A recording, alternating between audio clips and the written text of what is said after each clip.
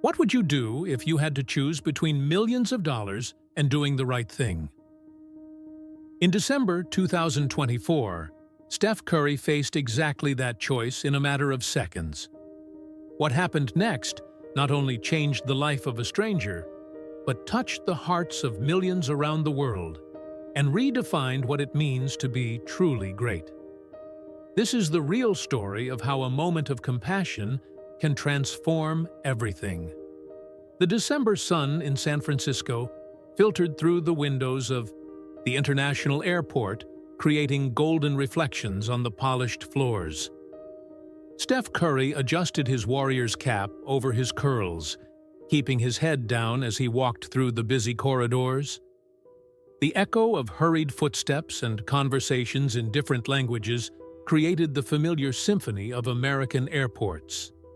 Steph, remember that the ESPN interview is scheduled for 2:30 p.m. at the main exit, said Jennifer Martinez, his assistant for 3 years, consulting her iPad while trying to keep up with his long strides. Sarah Williams is waiting, and you know how important this interview is for the new Nike contract. Curry nodded distractedly, his eyes observing the families gathering near the departure gates. A small child ran toward what appeared to be his grandfather, jumping into his arms with a smile that lit up his entire face. The scene made him smile involuntarily, reminding him of when he used to wait for his father Dell to return from trips when he played in the NBA. "Sometimes I wonder if all this rushing around is worth it," Curry murmured, more to himself than to Jennifer. "What do you mean?" she asked, looking up from her tablet. "Nothing, Jen. Just thinking out loud." Actually, it wasn't nothing. It was everything. At 35 years old, Steph Curry had achieved everything a basketball player could dream of. 4 NBA titles, 2 MVPs, records that seemed impossible to break. But lately, a strange feeling accompanied him, as if he were living someone else's life, always running from one commitment to another, always smiling for cameras, always being Steph Curry instead of simply being Steph. His parents, Dell and Sonia, had always taught him that true greatness wasn't in trophies or million-dollar contracts. "Son," his mother used to say when he was little in Charlotte, "God gave us talents to bless other people. Never forget to look around and see who needs help." "Steph?" Jennifer's voice brought him back to the present. "Are you okay? You seem distant today." "I'm fine, just a little tired from the trip," he lied partially. The truth was more complex. Recently, he had begun to question whether all that fame was worth it. Sure, he could help many people through his foundation, but sometimes he felt like he was losing connection with the real world, living in a golden bubble where all problems were solved by assistance. They approached the baggage area, where some fans were already beginning to gather. Curry waved discreetly, but continued walking. His mind returned to the conversation he'd had with Isha the night before. "Love, you look tired," she had said, running her hand through his hair as he lay on the couch in their Atherton home. "Not physically, but inside." She was right, as always. Isha had known Steph since before the fame, since when he was just a young college player at Davidson, dreaming of proving that a skinny kid, short by NBA standards, could conquer the world. She saw through all the masks he needed to wear publicly. "Maybe it's just a phase," he had responded. "You know how the end of the season is." But it wasn't just that, and they both knew it. Jennifer checked her watch. "We have 10 minutes before the interview. Sarah is already out there with the ESPN crew. They want to talk about your plans for next season, the philanthropic work, and of course, the renewed partnership with Nike." Curry sighed almost imperceptibly. Another interview following the same script. Questions about basketball, diplomatic answers about the team, careful comments about rivals, and always the perfect smile he had perfected over the years. They passed by a souvenir shop where a Latino family was choosing gifts. The mother, appearing to be about 50 years old, was carefully checking the prices of each item while her two small daughters pointed at expensive dolls. Curry observed discreetly as the woman put a doll back on the shelf and chose something cheaper. The simple gesture, but loaded with parental sacrifice, touched something deep in his heart. "My father always said that real wealth isn't in what you have, but in what you're willing to give," Curry murmured. "Sorry, what did you say?" Jennifer asked, still focused on her phone. "Nothing important." But it was important. Everything was important, he was realizing. Every person who passed by him had a story, a struggle, dreams and fears. When was the last time he had really stopped to see those stories? They reached the exit area where the typical airport movement intensified. Yellow taxis lined up on the sidewalk. Families carried heavy suitcases. Executives spoke loudly on cell phones. The smell of car exhaust mixed with the coffee aroma from nearby cafeterias. "There's Sarah," Jennifer pointed to a blonde woman in a navy blue suit, accompanied by a cameraman and a sound technician. "Remember, keep the focus on next season and social projects. Avoid controversies about refereeing or other players." Steph, Curry looked around one last time before heading to the interview. Without knowing it, this would be the last moment of normalcy before his life, and the life of a complete stranger changed forever. "Steph, what a pleasure to have you here with us today." Sarah Williams extended her hand with the professional smile she had perfected in 15 years covering sports for ESPN. The cold San Francisco breeze made her notes tremble slightly in her hands. "The pleasure is mine, Sarah," Curry replied, shaking her hand warmly.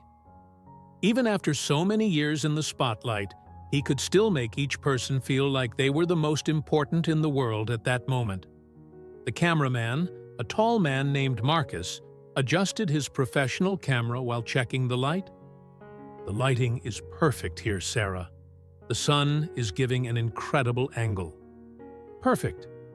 Steph, let's start by talking about next season." Sarah consulted her notes. "Our viewers are eager to know how you see the Warriors' chances of returning to the top." Meanwhile, on the other side of the busy street that separated the airport from the commercial buildings, Dorothy Martinez adjusted the strap of her shopping bag on her aching shoulder. At 78 years old, she had learned to carry the weight of the world without complaining. But today she was particularly exhausted. Dorothy had started her day at 5 in the morning, as she had always done for 17 years. First, she prepared breakfast for her granddaughter Sophia, 16 years old, who had lived with her since the girl's parents died in a car accident 5 years ago. Then, she took 2 buses to get to the commercial building where she worked as a cleaner. "Abuela, you don't need to work so hard," Sophia always said, worried about Dorothy's arthritic knees and her breathing that sometimes became labored after climbing stairs. "Mija, someone needs to pay for your dance classes and your school books," Dorothy always responded with a tired but love-filled smile. "You're going to be the first in our family to go to university, and I'm going to make sure of that." Today had been especially difficult. The building's elevator was broken, forcing her to go up and down 6 floors several times, carrying cleaning equipment. Her knees screamed with pain at each step, but she had learned long ago to ignore physical discomfort. During lunch break, she had gone to the market to buy ingredients to make Sophia's favorite dish: rice with chicken, like her own mother made when she was a child in Mexico. The plastic bags cut into her fingers, but she held tight. She couldn't afford to drop anything. "Well, Sarah, I believe our team has everything to surprise again. Curry was answering when his eyes distractedly swept the busy street. We have a special chemistry, and with the work we're doing in the summer. Dorothy began to cross the street at the pedestrian signal, but the crowd of people leaving the airport created a chaotic flow. She held firmly to her 2 shopping bags, one with fresh vegetables, another with the meat for Sophia's dinner. Her eyes weren't the same as before. The beginning of cataracts made it difficult to distinguish where exactly the sidewalk ended and the street began. Her feet, swollen after a full day standing cleaning offices, moved slower than her brain would like. That's when it happened. A poorly marked hole in the sidewalk, the result of a plumbing work that had been poorly finished by the city hall, became an invisible trap. Dorothy's right foot got caught in the asphalt irregularity. The world seemed to slow down. Her bags flew through the air, scattering tomatoes, onions, and peppers across the street. The meat for Sophia's dinner slid across the dirty sidewalk. Dorothy tried to balance herself, but fatigue and shock conspired against her. She fell hard, her left knee hitting the rough concrete forcefully. The pain was immediate and intense, making her let out a muffled moan. Her hands, trying to cushion the fall, scraped against the rough asphalt. "Ayuda, por favor," she murmured in Spanish, disoriented and embarrassed. Her scattered groceries around her created a circle of vulnerability that made her feel even smaller. Some people stopped to look. A man in a suit checked if she was okay, but kept his distance. A young woman seemed to consider helping, but her phone rang and she got distracted. The frenetic pace of the big city continued around Dorothy, who remained fallen on the cold sidewalk.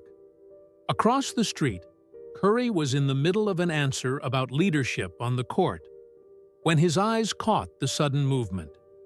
First, it was just a blur of colors scattered on the street, red from the tomatoes, green from the peppers. Then he focused on the small figure on the ground. Even at a distance, even in the middle of urban chaos, he immediately recognized the universal body language of suffering. Someone was hurt and needed help. "So, I believe that leadership comes from," Curry was saying mechanically, but his mind was no longer on the interview. His eyes fixed on the fallen lady, observing how people passed by her without effectively stopping to help. Sarah noticed she had lost his attention. "Steph? You were talking about leadership." But Curry was no longer listening. His heart was racing, not because of the interview or the cameras, but because of the sight of an elderly person fallen on the street, surrounded by scattered groceries, and apparently ignored by the hurried crowd. All his mother's words about helping others echoed in his mind. All the teachings about using his privileges to be useful crystallized in that moment. "Excuse me," he said abruptly, interrupting Sarah in the middle of a question about contracts. "I need to go." Sarah Williams blinked several times, certain she had heard wrong. "What do you mean, Steph? We're in the middle of the interview." But Curry was already moving, ignoring Jennifer's protests as she tried to hold him by the arm. "Steph, wait! You can't just leave in the middle of a live interview." "There's a hurt lady over there," he said simply, pointing across the street. His voice carried a determination that Jennifer rarely heard. It was the same intensity he showed in decisive moments of games, but this time there were no trophies or records at stake. But Steph, the contracts, Nike, this could cost millions. Jennifer tried to argue, her voice rising an octave due to professional panic. Curry stopped for a second and looked directly into her eyes. "Jen, if taking care of a hurt person can cost millions, then maybe I'm making too much money." Without another word, he started running. Marcus, the cameraman, by professional instinct, kept the camera on and began to follow him. "Sarah, I think we have a much better story than any standard interview. What happened next would be replayed millions of times around the world. Curry ran through the traffic with the athletic grace that had made him famous, but this time he wasn't dribbling opponents on the court. He was navigating between stopped cars and confused pedestrians. Taxi drivers honked, more from surprise than irritation, when they recognized who was running between the vehicles. "Hey, isn't that Steph Curry?" shouted an Uber driver to his passenger. "Dude, why is he running like that?" the passenger replied, already taking out his cell phone to record. When Curry reached Dorothy, she was trying to get up by herself, her hands shaking as she gathered the scattered vegetables. Tears of frustration and pain silently rolled down her wrinkled cheeks. "Señora, por favor, no se mueva," Curry said in his basic Spanish, immediately kneeling beside her. His knees touched the same rough asphalt where Dorothy had fallen, and he felt small stones dig into his skin through his expensive pants. Dorothy raised her eyes, confused. The man kneeling beside her was young, well-dressed, and spoke to her in Spanish. Not fluent Spanish, but the genuine effort of someone trying to communicate in her language. "Está herida? Are you hurt?"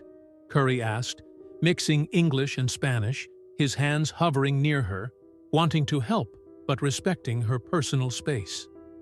"Mi rodilla, my knee," Dorothy replied, pointing to where a blood stain was beginning to appear through her torn pants. "It's okay. We'll take care of this," Curry said softly, his voice carrying the same calm. He used to reassure teammates in pressure moments. "¿Cómo se llama usted?" "Dorothy. Dorothy Martinez," she replied, still not recognizing who the man helping her was. "Nice to meet you, Dorothy. I'm Steph," he said, carefully beginning to collect her vegetables and put them back in the bags. "These tomatoes are perfect. You have good taste for choosing vegetables." For the first time since the fall, Dorothy showed a small smile. "They're for my granddaughter. She loves it when I make rice, with chicken." "I bet it's delicious," Curry smiled back, while his hands worked to collect every pepper, every onion, treating Dorothy's humble groceries with the same care he would give to precious objects. A crowd began to form around them. Cell phones appeared from all sides, recording the surreal scene of the NBA star kneeling on the sidewalk, helping an elderly lady collect her groceries. "Es realmente Steph Curry?" whispered a young woman in Spanish to her friend. "I can't believe it." "He left an interview to help her," commented a man in a suit, filming with his iPhone. Curry completely ignored the cameras. His attention was entirely focused on Dorothy. "Let's call an ambulance to take a look at that knee, okay?" No, please," Dorothy protested, trying to get up. "I don't have good health insurance. It's very expensive." Curry gently placed a hand on her shoulder. "Dorothy, don't worry about money now. First, let's take care of you." He had already taken out his phone and was dialing 911. "Hello? I need an ambulance at the San Francisco International Airport exit. We have a lady who fell and hurt her knee." "Yes, I'll stay here with her until you arrive." Dorothy looked at the young man with growing admiration. How many times in her life had she felt invisible, especially in vulnerable moments like this? How many times had well-dressed people passed by her without a second glance? "¿Por qué me está ayudando?" she asked with a choked voice. Curry stopped what he was doing and looked directly into her eyes. "Because you need help, and I can help. It's that simple." "But usted es famoso, no? People are filming." "That doesn't matter now," Curry said with absolute sincerity. "What matters is that you're hurt and far from home. Anyone would do the same." But Dorothy knew that wasn't true. She had fallen on busy streets before, had needed help on other occasions, and rarely did anyone stop. This young man, famous or not, was doing something she hadn't experienced in a long time. She was being treated as if she mattered. "Mi nieta. She'll worry if I don't get home," Dorothy said, remembering Sophia. "What's her phone number? Let's call her and explain that you're okay. You'll just be a little late," Curry offered. While they waited for the ambulance, Curry sat on the sidewalk next to Dorothy, his expensive clothes touching the dirty ground without him showing the slightest concern. They talked about Sophia and her dreams of going to university, about Dorothy's hard work, about life in general. "You remind me of my grandmother," Curry said at one point. "She always said that life is about taking care of each other." When the ambulance arrived, Curry insisted on accompanying Dorothy to the hospital. Jennifer was almost in panic, talking about missed commitments and contracts at risk, but Curry remained unwavering. "Jen, cancel everything today. I'm going to make sure Dorothy is okay first." "But Steph, this could cost what? Money? Contracts?"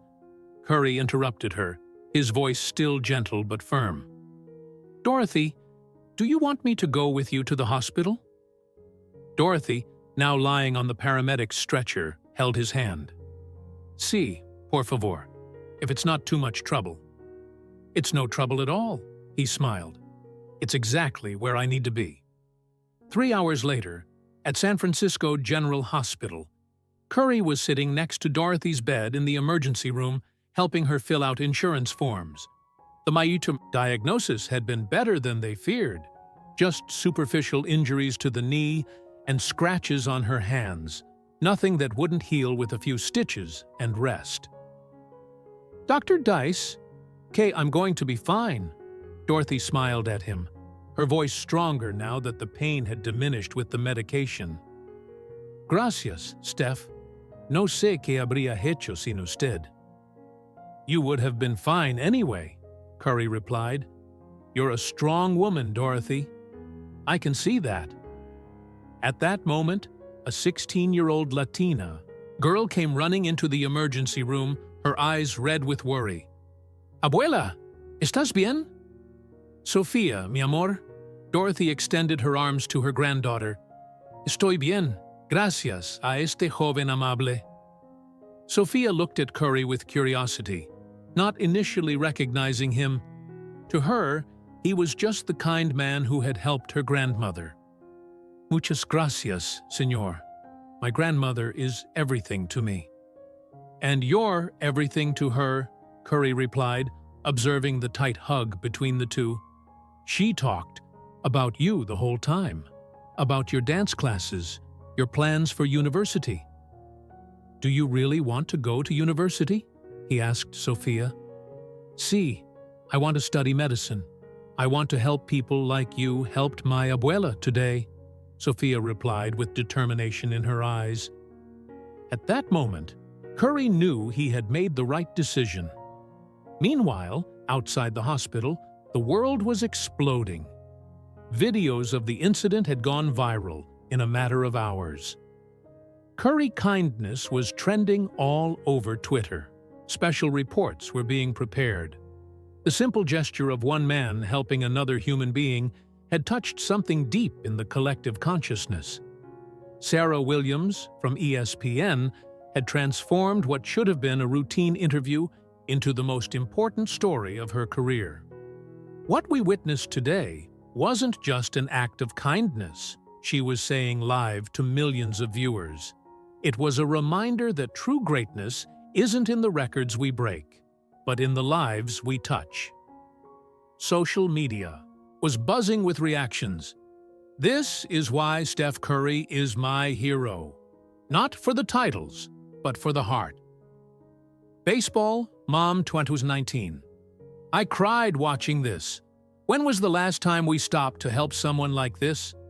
A teacher in YC. "My 8-year-old son saw the video and asked if he could help a lady today too. This is the real impact." Out of 3. Back at the hospital, Curry was saying goodbye to Dorothy and Sophia when Jennifer appeared, holding her tablet with a mixed expression of relief and admiration. "Steph, you need to see this," she said, showing him the social media. "The video already has 10 million views. Nike called. They don't want to cancel the contract. They want to make an entire campaign based on what happened today." Curry looked at the screen, seeing his own image kneeling on the sidewalk, collecting vegetables.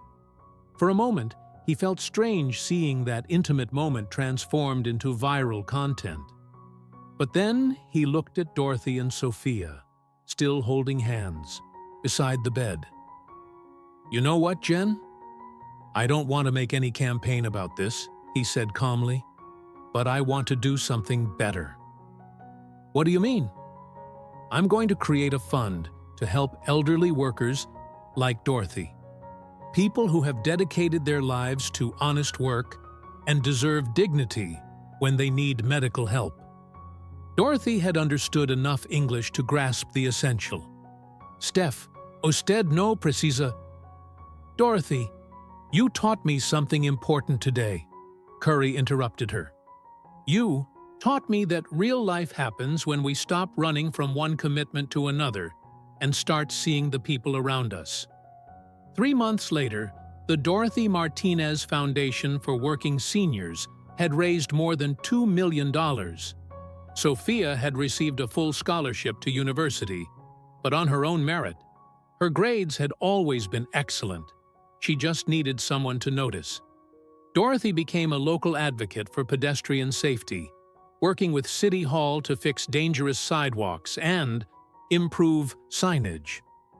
"If I fell in that hole for some reason," she said in her community presentations, "it was to meet an angel and learn that there are still good people in the world." Curry continued his career, but something had changed.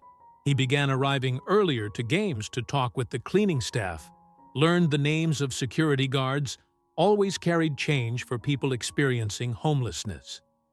"You seem different," Isha observed one night as they watched Sophia dance in a school presentation. Dorothy was in the front row, wearing the new dress she had bought with the first salary from her new job, a less physically demanding job that Curry had helped her get through his contacts. "I feel different," he replied, holding his wife's hand. "I feel more like myself." That night, Curry received a handwritten letter from Sophia. "Dear Steph, my abuela always says you appeared like an angel that day. I don't know about angels, but I know about good people. You showed that being famous doesn't mean anything if you don't use your fame to help others. You saved more than just my abuela that day. You saved my faith in people. I'm going to study medicine, and one day I'm going to help people like you did. But for now, I just wanted to say thank you for showing me that real heroes exist. With love and gratitude, Sophia Martinez P.S. Abuela still makes the best arroz con pollo in San Francisco, and she says you're always welcome at our dinner table." Curry carefully folded the letter and put it in his wallet, right next to a photo he had taken with Dorothy and Sophia at the hospital. It wasn't a photo of some trophy or sports achievement. It was the image of a moment when he had chosen to be simply human. He realized that had been the most important day of his career. Not for the points scored or records broken, but for the reminder that sometimes the most significant victories happen when we decide to stop running after something and start running toward someone who needs us. That night, as San Francisco prepared to sleep, 2 families, one in Atherton and another in a small apartment in the Mission District, went to bed knowing that the world had a little more kindness than when the day had begun. And sometimes, that's all that matters.